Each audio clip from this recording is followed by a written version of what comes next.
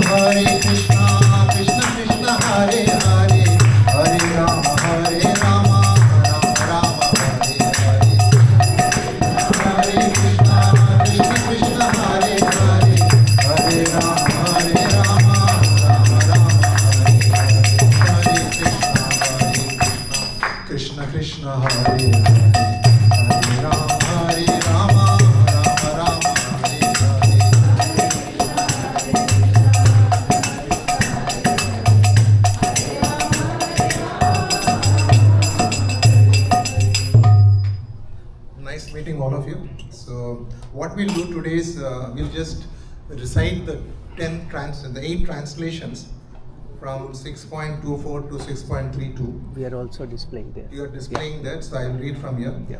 And once I finish reading, we will just go to the class.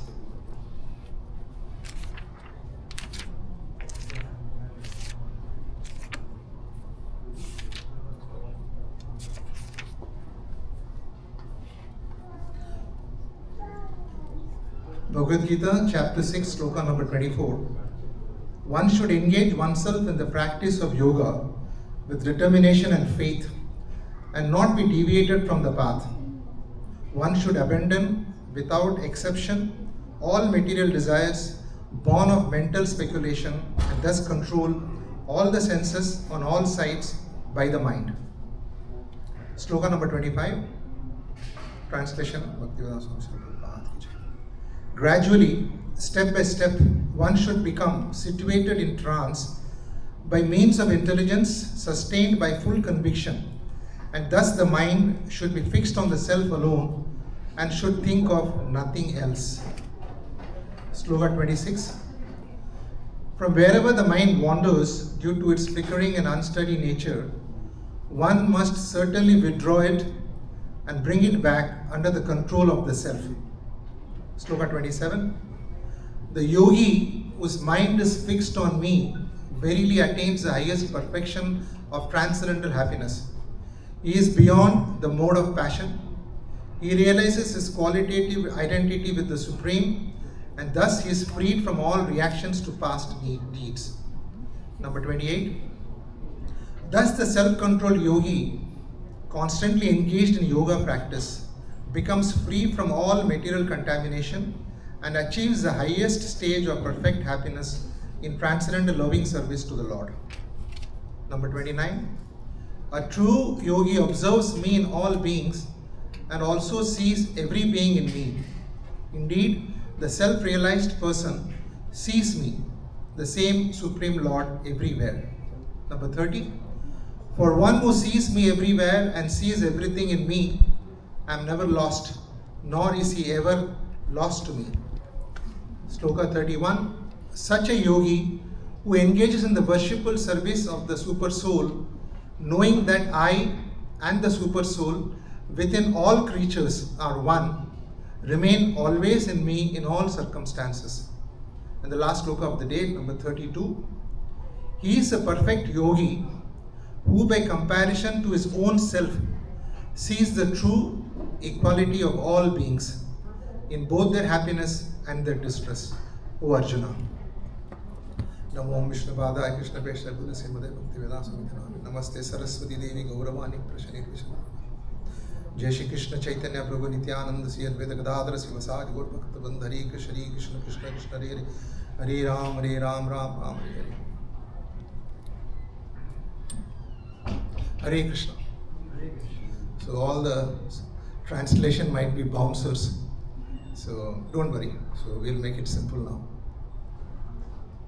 Maybe we can switch on this light. Maybe I'm feeling a bit alone here. I just turned on the project.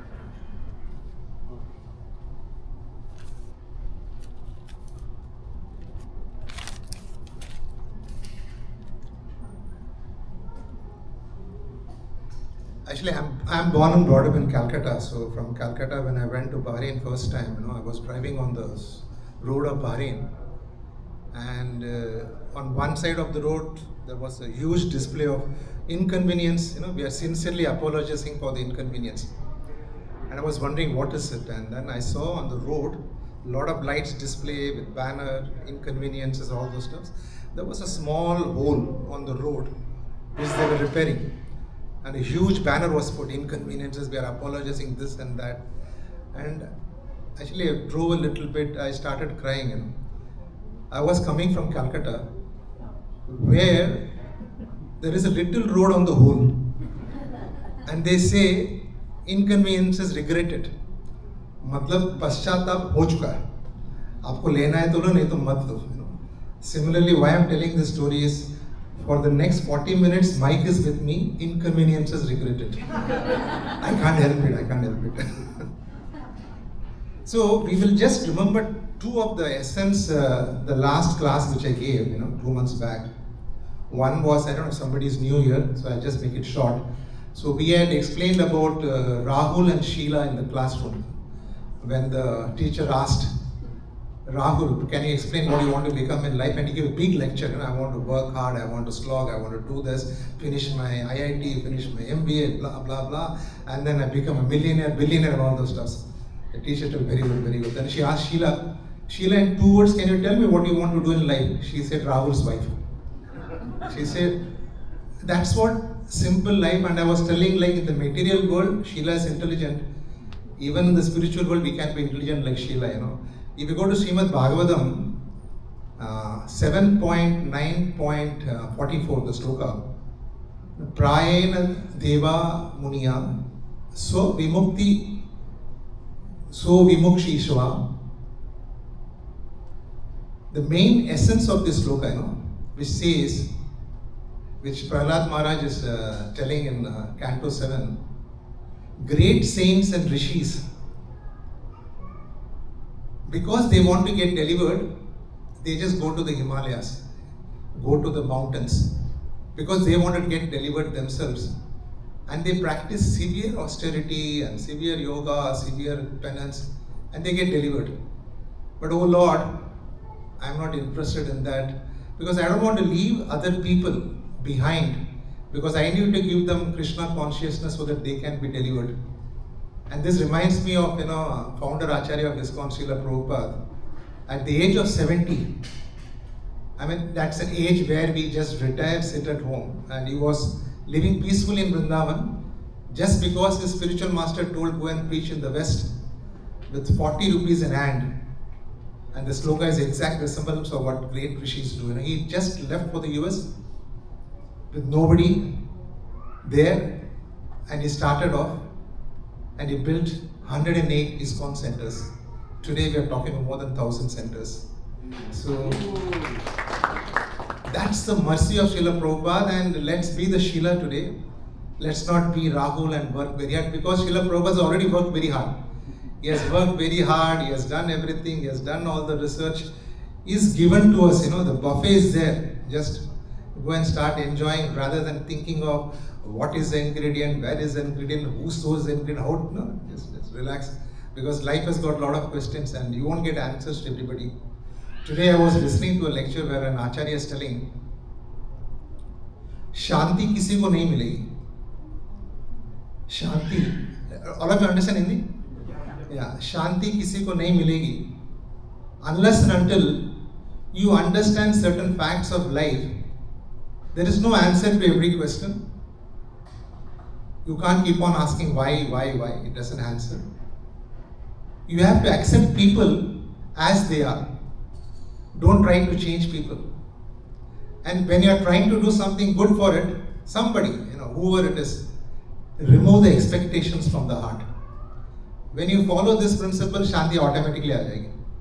हम शायद थोड़ा बहुत उल्टा करते हैं. When we help, we expect. And we judge people. So all of us do it. So maybe we start changing a little bit and go in that direction. So let's become the Sheila of the spiritual world and accept what is already done. Let's not try to reinvent what other people have already struggled and given it to us in a platter. And one more essence which I spoke was 2 months back when I left. It is very difficult, very easy to find out the external enemies. At that time it was only war between Russia and Ukraine. So when we left, I said they are the enemies. So Russia knows Ukraine is the enemy, Ukraine knows Russia is the enemy. But we Jivas continuously having guerrilla warfare inside our heart because we don't know who the enemy is. And I had told an acronym, how much of it, I don't know, it's called I Pagal. Why am I Pagal is, I Pagal stands for 6 letters, I for illusion, P for pride, A for anger, G for greed, E for envy, L for lust. And I Pagal, these 6 senses, I don't know when they attack us, when they ignite us, when they provoke us, but we are continuously fighting against all the 6 senses. See, when we are fighting within ourselves, it's fine. We are not infringing into others' territory. But one guy started fighting because of the word called G, greed for oil. He liked oil so much. He wanted Venezuela, he wanted Iran, he wants Algeria, he wants Calgary, and you can see what's happening today. And today, it was 2 months back, it was USA, Ukraine. Today we have USA, Israel, Iran. This reminds me on a lighter note, a lady of a house is talking to another lady. She's telling, I'm fed up with my life, my house has become a battlefield. So other lady says, why? He said, my husband is like USA, always dominant, always dictating, ye karna hai, wo karna hai. I said, and my son is like Iran, he's always opposing to him, he's always angry and all those stuff. And my daughter-in-law is always like, Israel, she's always supporting the father-in-law, so ghar pe ekdam mahol kharab hai. So she's telling, who are you then? She's telling, I am like Dubai, for no reason I am being hit by all of them. Just because I am staying there, everybody is coming and attacking me. So I am like Dubai. So that's how our life is also, हम चुप बैठे भी रहेंगे, कोई आके जो ठोके जाए for no reason. Some reason provoke us. And I was in a class, I paid money to attend the class, and the essence of the class was, I was sitting on the first row. I'll come to this because it's a very serious subject. I'm making light humor, then we'll enter the subject. So the teacher who was taking the class came and told me my name is Subramaniam. He said, Subramaniam, you're a smart guy, you're a dynamic guy. I said, why is telling all that? I said, thank you. I was keeping quiet. And then after 15 minutes he comes and tells me, Subramaniam, I've never seen a horrible person like you in my life. I said, okay. And then I said, I didn't understand what he was trying to do. And then after 15 minutes comes and tell me like, when I came and told you, you are smart, you are nice, what did you feel? I said, yeah, I felt good. And then after 15 minutes I told you are horrible. What? I said, I felt pathetic, I felt angry. He said, you see, that's why the problem with all of you. You are sitting there, someone comes and tells you something. So the control is gone from you to that person, because he can come and provoke you, you become angry. He can come and appreciate you, you become happy. So where is your control? And that day I realized, yeah, my control is somebody else now, So let us try to bring the control to some extent, because we cannot pass it off, everything to ourselves. We really depend on others. But we can start practicing thinking that let's not allow others to control us.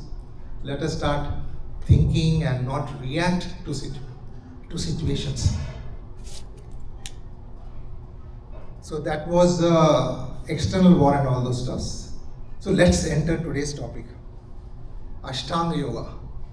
Now suppose if I tell all of you, you're sitting very comfortable, so let's practice some Ashtanga Yoga and sit on the floor, Vajrasana, preferable, Sukhasana is also okay. Keep your posture erect, look at the tip of the nose. No food and prasadam will be served, only some fruits and roots, and meditate. I think half of you or maybe 90% will leave the room. That is one of the reasons. This is coming on chapter 6. Now I used to wonder, why is it even there? Because if Krishna knows it's so difficult to practice, then I related an incident in my life. I'm a product of Don Bosco School, Calcutta. So right from LKG to my ISC, there was this guy in my class called Devashis Chatterjee. And that guy was super brainy, super intelligent. From LKG till 12th, he never allowed anybody to come first in the class. He was always first. But he had a problem, being a super intelligent, he won't accept things like it. So one day the physics teacher, Professor Malik, came and said, electricity is good, this, blah, this is how you generate electricity, it is great for the mankind. But it can give such a shock that you can even die or anything can happen. And the teacher walked away. Now Devashish can't keep quiet, he came, told, another close friend of mine was called Manjeet Singh.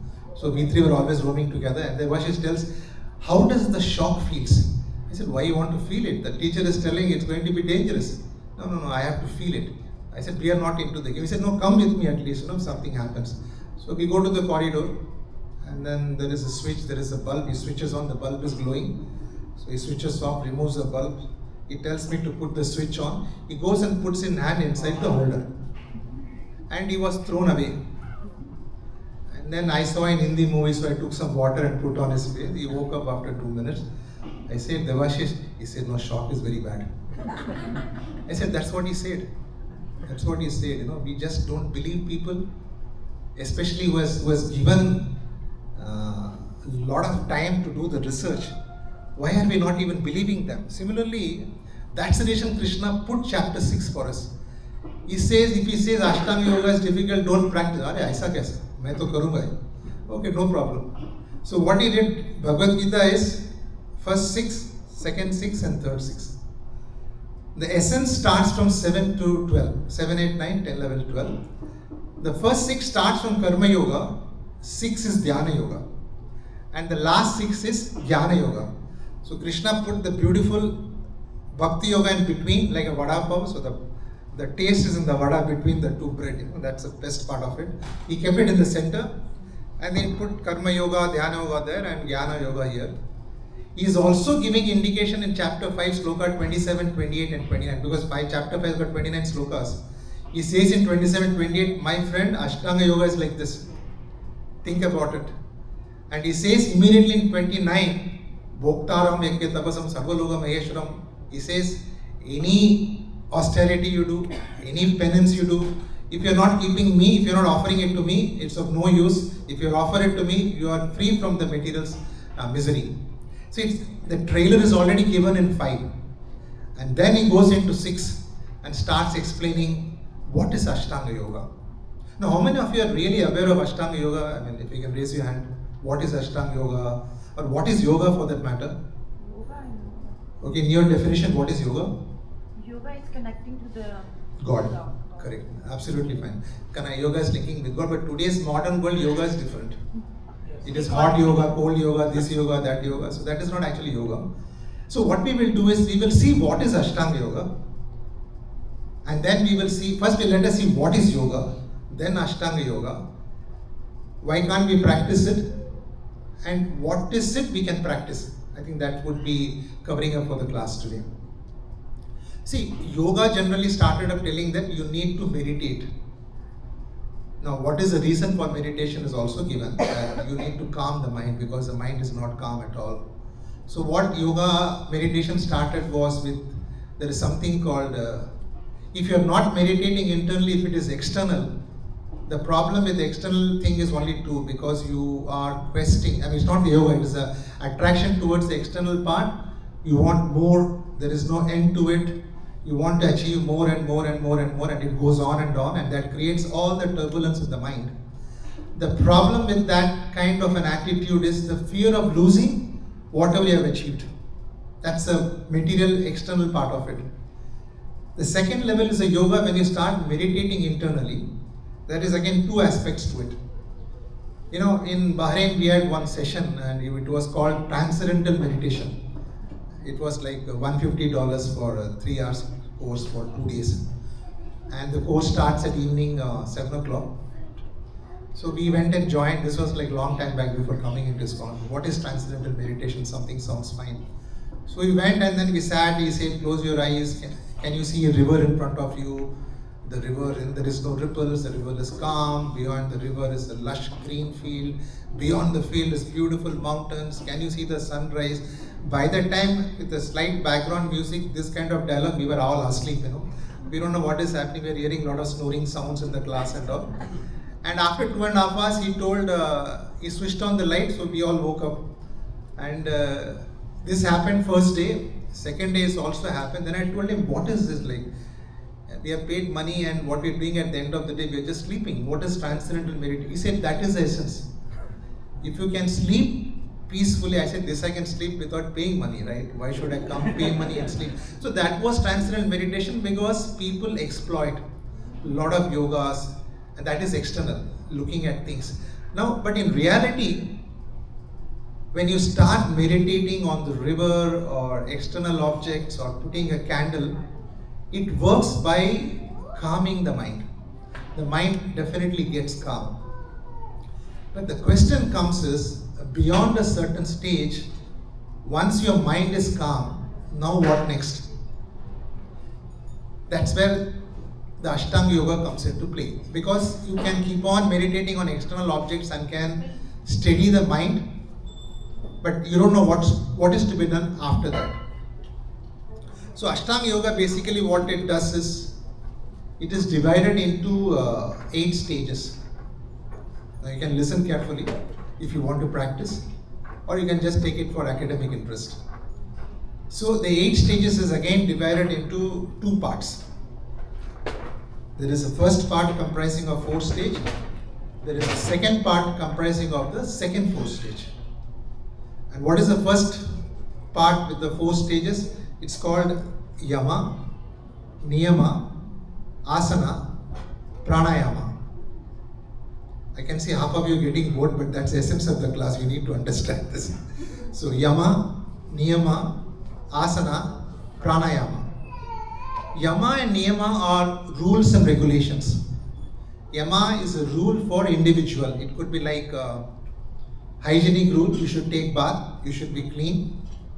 And Niyama are social rules and regulations. You cannot go and disturb others or practice in place where it is bothering others. So basically Yama and Niyama restrict to rules for individual as well as for society. The third part is called Asana. Asana, as the word implies, it's the way you sit. There is a lot of postures in yoga. The way you sit, the way you keep your legs crossed, the way you keep your back straight. I can't sit like this, no? It has to be always straight. We forget after every 30 seconds, we try to come back. But remember that yogi has to sit like that, God knows for how many days or months or years, I have no idea. So the third stage is asana, where you sit on a particular posture throughout your meditation time. And the fourth is pranayama. Pranayama is a breathe. like Ramdev Babaji is doing Anilom, Vinilom, this lom and all those stuff. So you have to breathe, inhale, exhale. Hundreds of breathing techniques are there. And this is just the first 4 stage, which we can also practice, not as Ashtanga Yoga, just like Karma Yogi we can also practice. This is just regulating the external senses. Regulating the external senses means you're seeing a beautiful or a sweetie gulab jamun, you have to control the mind. There is a movie Durandar 2 released, you have to control. I don't want to see that movie. Some new fashion dress have come in, that's fine. So these are all regulating the senses, which comes in the first stage of the 4 parts. All external regulation. And while you do the external regulation, then you go to the stage 2. That's a very difficult stage. I don't think hardly anybody can practice. There are people, but hardly anybody can generally practice. And what are those? So the first stage is Yama, Niyama, Asana, Pranayama. The second stage, which consists of 4 parts, is Pratyahara, Dharana, Dhyana, Samadhi. Samadhi is the ultimate in yoga. Where you go into Samadhi means that's it. There is nothing else to be done. You are liberated. Now, what is Pratyahara doing? What is the second stage? Why is it so serious? Why people find it so difficult to practice? The first stage, you are regulating the external senses. The second stage, you are closing down all the senses. Do you understand what we are talking about here? You are closing down all the senses. And you are going to practice inside, which is just inside, which is where the problem starts for most of us. We can practice Yama by following individual rules. We can practice Niyama by seeing that socially these rules are acceptable, we don't bother others. We can do all the things, Pranayama also we can do, to some extent we can do it. But going to stage 2, it goes, number 1, into seclusion. You cannot live in a family and practice stage 2. You have to be away, far away. It's entire detachment from your family, from the external objects, from the mind, from the senses. It's a very, very difficult stage, and that's the reason Krishna is giving a glimpse. Ashtanga Yoga is not for you, my friend, but this is it. If you want to practice, you practice it. But there are problems even in Ashtanga Yoga. And what are those problems? Like Bhakti Vinod Thakur, one of senior most, he is the biggest Gaudiya Sampradaya Acharya. He says, practice Ashtanga Yoga, no problem. But when you are practicing Ashtanga Yoga, please understand, when the meditation increases beyond a certain limit, it is quite possible you might start acquiring or achieving Ashta Siddhi. You know what is Siddhi again? It's a mystic power.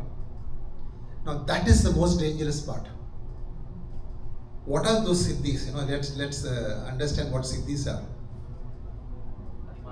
Yeah. It's a Mahima, Anima, Garima, Lagima, Prapti, Pratyaha, Parakamya, and then Vasitva, Ishitva, Vashitva. So forget all these terminologies. What are the 8 Siddhis? Let's look at it. And imagine if you're going to get even one of the Siddhis, what will happen to you? So one of the Siddhis says, if you achieve it, you can become smaller than the smallest of anything in the world. The second Siddhi says, you can become lighter than lightest of anything in the world, in the universe. You can become so light, you can fly also from your window. You can come to class from Mississauga, attend the class, go back in your normal form. Third, you can become heavier than the heaviest. Nobody can move you, even the mountains. You are so heavy that none of you can touch you also. Fourth, greater than the greatest. There is no definition of what is greater than the greatest. It could be anything. Fifth, they say it's a power which you can get to have any sense enjoyment sitting in one place.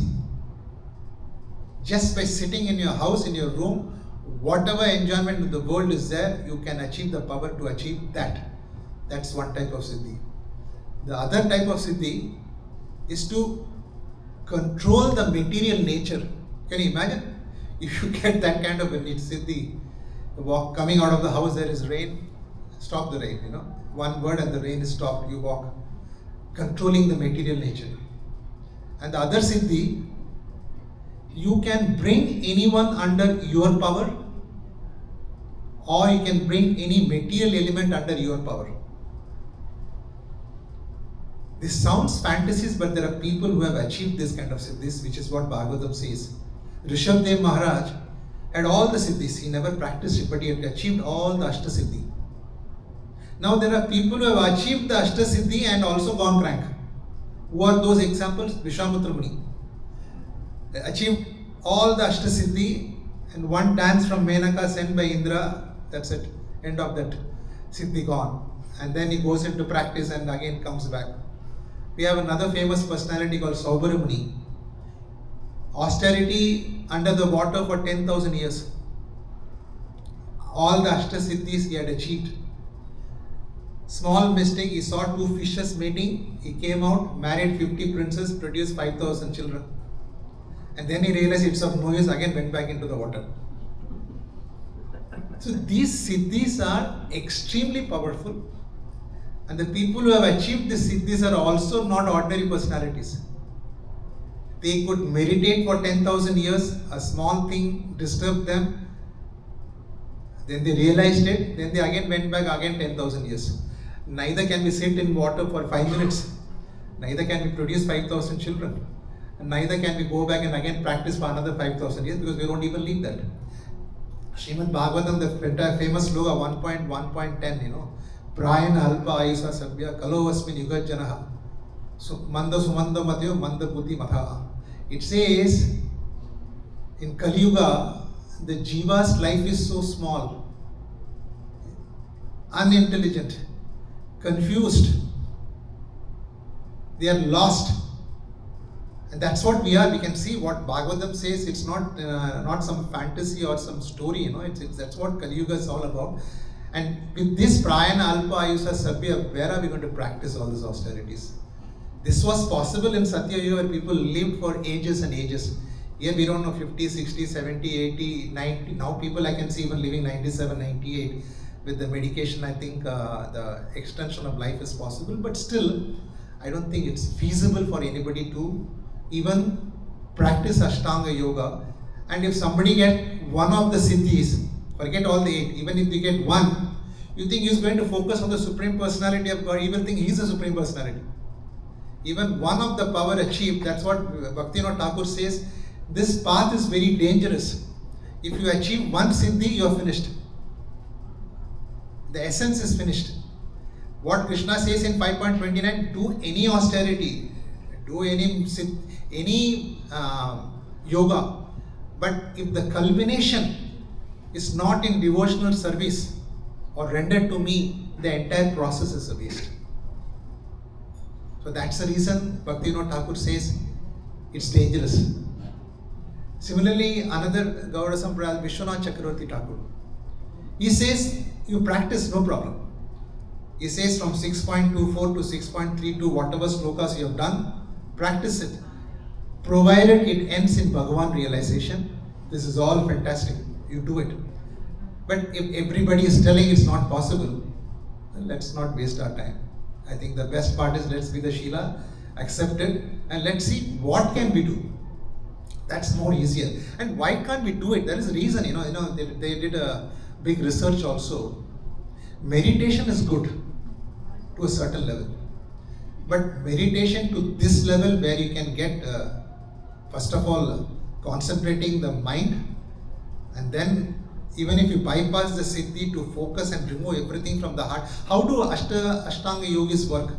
First, they sit on the posture, as I told, on a kusha grass or on a deer skin, on a perfect erect posture. They meditate at the tip of the nose or on the space between the eyebrows. They don't keep the eyes fully open because they can entangle with the material problems. They cannot close their eyes fully because they may sleep off. So their eyes will be in a very, very semi-closed, semi-open state for the entire meditation process. focusing only on the tip of the nose and between the eyebrow space, shutting off all the senses, their material senses, their whatever wishes they want, their family, their life, their hobby, everything is gone. Focusing like this, eating fruits and roots. That's it. Nothing else in life. And you're going to practice till the time your mind becomes totally blank. Some of the siddhis even practice on a candle or on a lamp.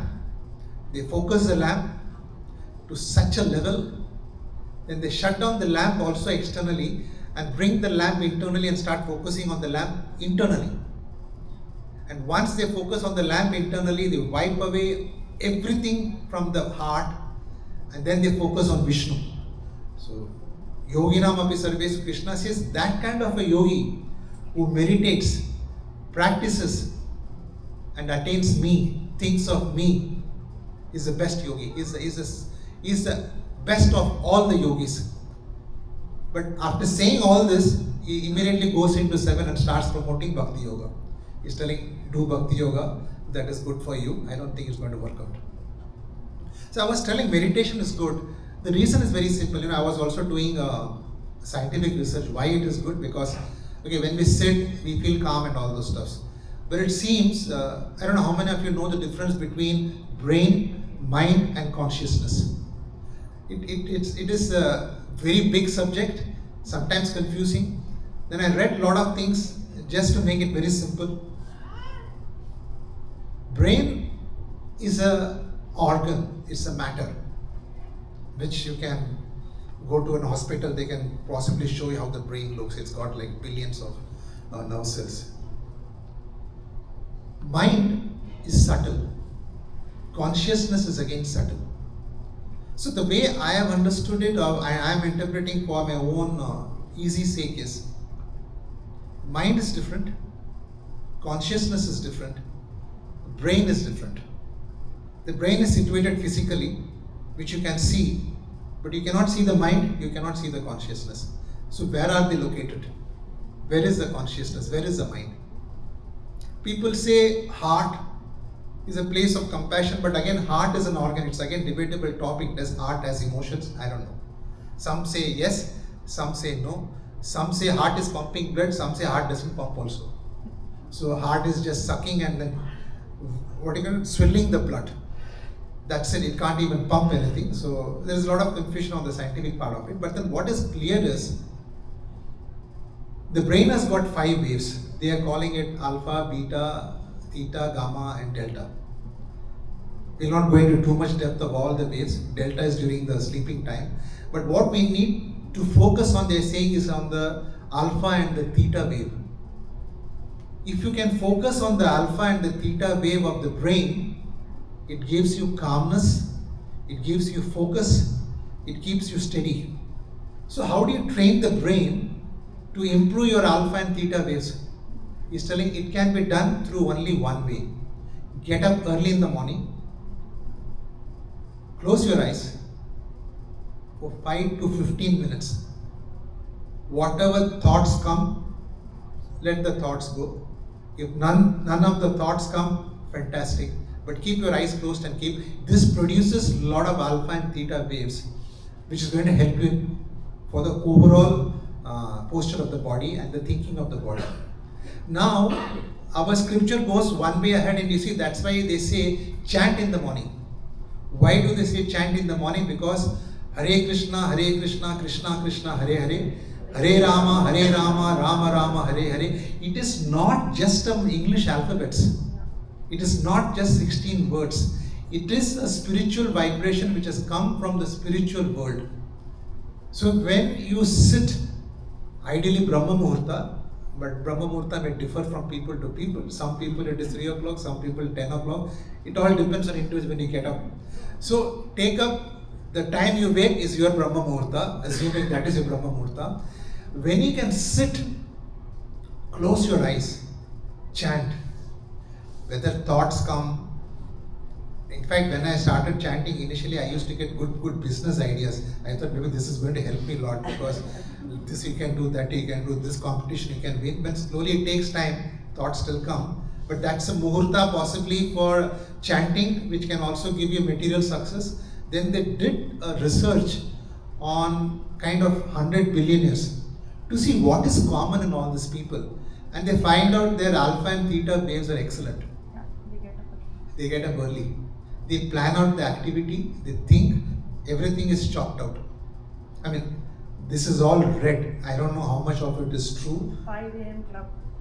That's it. So they just do this activity and that's what they're successful. Now imagine if a guy can be successful material by doing this spirituality, how much successful we can become.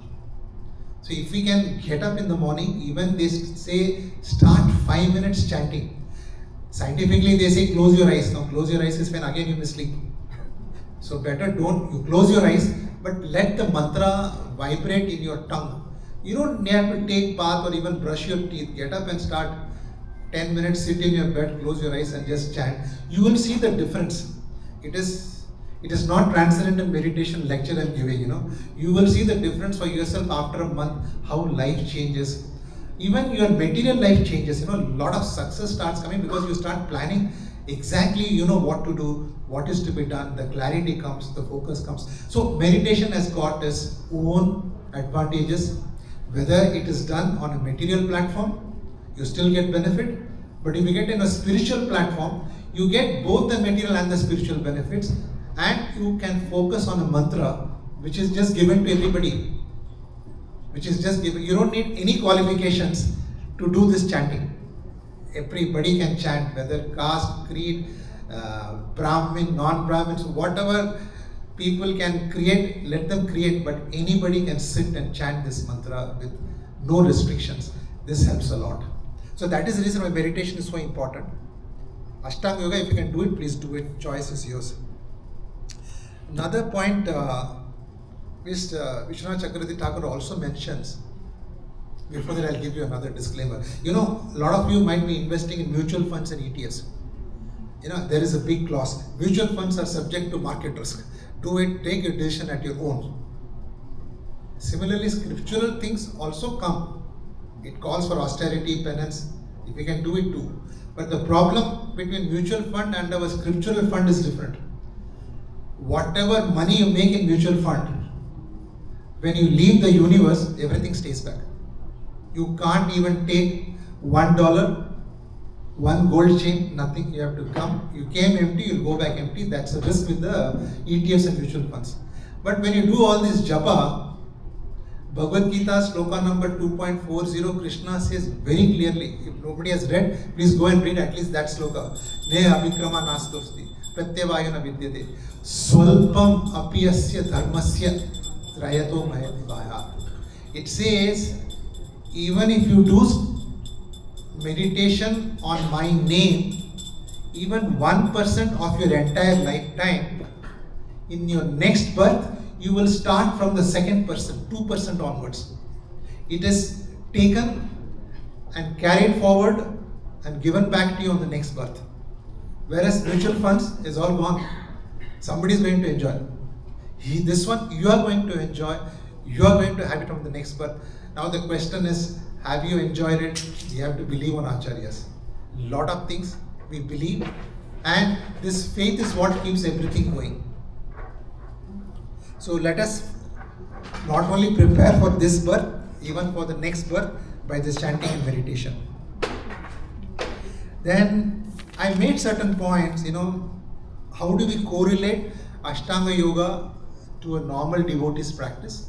So I'll just read those few points because we have hardly 10 minutes. We can't sit and meditate, sit erect with our posture. Those are all difficult things. So what we can do is, we can take a firm vow to do sadhana, japa, arati. I'm not telling do it today. Take a vow, slowly, slowly, slowly, with your pace, with your interest. Start making slow progresses. Don't jump in like I remember I had entered into ISKCON and it was only 6 months. My parents had come on vacation and my mother said, let's make some onion sambar. I said, no onion, no garlic in the house. She said, what happened? My son, are you fine? I said, no, we are not the body. Why should we eat all those stuff? They got really scared. Then I realized I was going too fast. Then I slowed down and then a lot of things happened. So go at your pace. You decide your pace. There is no need to compete. The spiritual world and the material world, they say, are entirely different. Material world is a perfect reflection of the spiritual world. So whatever you see here, competition, it's not there in the spiritual world. Time bound, there is no time in spiritual world. Getting up here, we have to do it because we have so many other activities, we have to get up on time. But in spiritual world, you are just singing the glories of Krishna, you are with Krishna, you are enjoying his pastimes. So a lot of things, the spiritual world is different from the material world. Here you just take a vow to do sadhana. Maybe 1 round, 2 round, 3 rounds at your pace. Don't bring competition into it. Oh, that Prabhu is doing 16, I will do 14 rounds. It's not going to work out because after 3 days you will just stop it. So let us not face competition on the spiritual path. So let us take a vow of doing some sadhana. And when the mind is wandering, the yogi can bring it back. He can shut off, regulate the senses, he can close down the external senses, he can do everything. We can't do it. For a simple thing, when the mind wanders is chant. Even in the middle of the chanting, you may see some Bollywood songs. Pull your mind back. That the job of the mind is to wander. You can't stop the mind. If somebody is telling you can control the mind, that is the most foolish thing in the world. Nobody can control the mind. What you can do is engage the mind. Just divert the mind's attention to other topics. Time again. 5 minutes? 2 minutes, you can do 2 2 minutes. Yeah, there. Okay, so a quick mantra of success, you can just, I felt interested, I should take it with you. There is something called Pancha Lakshana. So Pancha Lakshana is very simple. Looking at these 5 activities, you can learn, and then I'll do it in a very speed way. First is called Kaka Cheshta. So what is Kaka Cheshta means? You have seen a crow. You know the crow story. There was a water in the thing he could not put. He put the pebbles, the water came up. So the learning lesson is patience and hard work, and also the intelligence. So bring Kaka Cheshta in your life. Out of the Pancha Lakshana, this is the first one. The second Lakshana is called Baku Dhyan. Baku Dhyanam is very simple. You have seen crane standing on the river, right? It will be just focusing, allowing all the small fish. And the moment it sees a big fish, at a lightning stroke, it takes the big fish, eats it. So stay focused. So from Kaka Cheshta, you learn hard work and patience.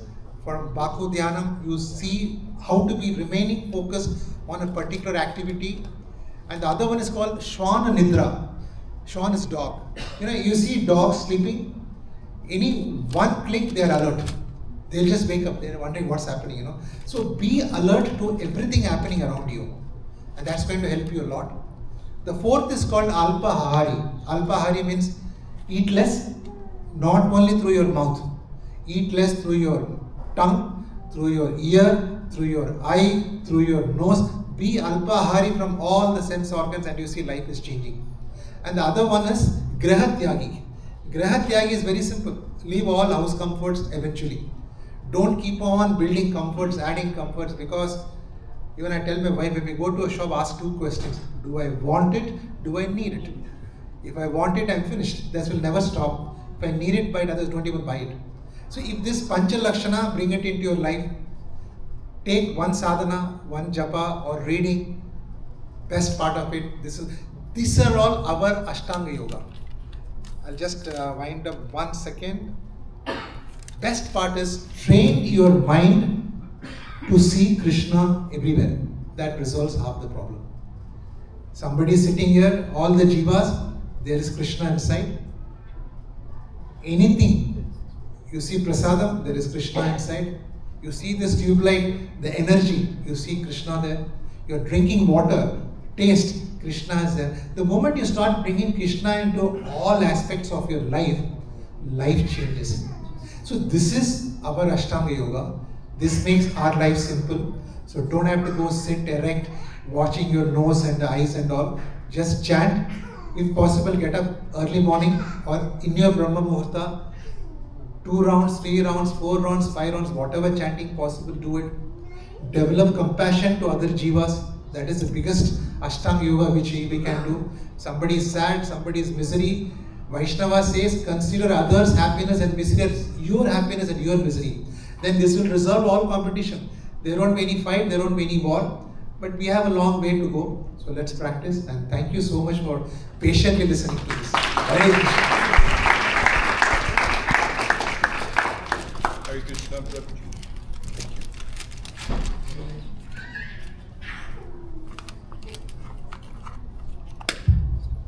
Hare Krishna, Prabhuji. Thank you for such a wonderful class. I like how you broke down the stages of Ashtanga Yoga and explained how our Krishna conscious practice is the best way. So if anybody has any questions or comments, you can ask towards the end of the program during Bhagavad time. Now we have just a couple of housekeeping programs before we move on to the final kirtan. Firstly, we will be having the Vaishnava etiquette course for the second batch. There's about 10 seats left. If anyone is interested, you can register online or contact Dharma Prabhu for more information. The details about the venue, timing, etc. will be given in the following weeks. Secondly, our book distribution team distributed 30 books, including 10 Bhagavad Gita books. Let's give a big round of applause. Now, let's move to the next part of the program, which is the final kirtan. Please get up and get ready to dance.